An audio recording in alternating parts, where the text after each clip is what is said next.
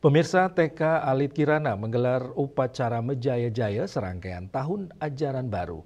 Selain Mejaya-Jaya juga dilaksanakan perayaan HUT ke-13 TK Alit Kirana.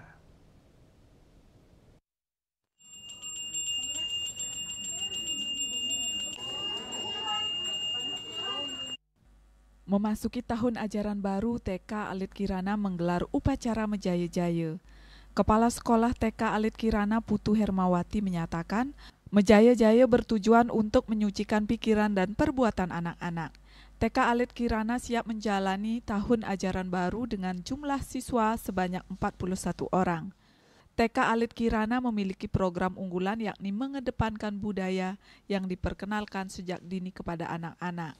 Di hari ulang tahunnya yang ke-13, TK Alit Kirana berkomitmen untuk berusaha menjadi lebih baik dengan mengembangkan segala potensi yang dimiliki. Pada kegiatan Mejaya-Jaya pada pagi hari ini, kita laksanakan di TK Alit Kirana bertujuan untuk menyucikan pikiran, perkataan, dan perbuatan anak-anak, dan kita warga TK Alit Kirana ke depannya untuk menyambut untuk menjalani tahun ajaran baru. Program unggulan yang kami miliki di sekolah TK Alit Kirana yaitu kita lebih mengedepankan budaya dan apa saja yang kita kenalkan sejak dini terhadap kebudayaan yang kita miliki yang akan nantinya bisa dilestarikan oleh anak-anak kami sejak dini. Kurikulum, program pembelajaran serta fasilitas yang kami miliki sangat banyak dibantu oleh Bapak Ketua Yayasan Dharma Renarada.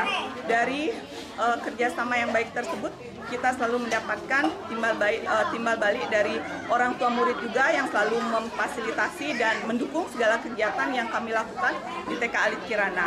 Untuk ulang tahun yang ke-13 ini kita sudah merasa tetap masih akan berusaha menjadi lebih baik lagi dengan mengembangkan segala potensi yang kita miliki.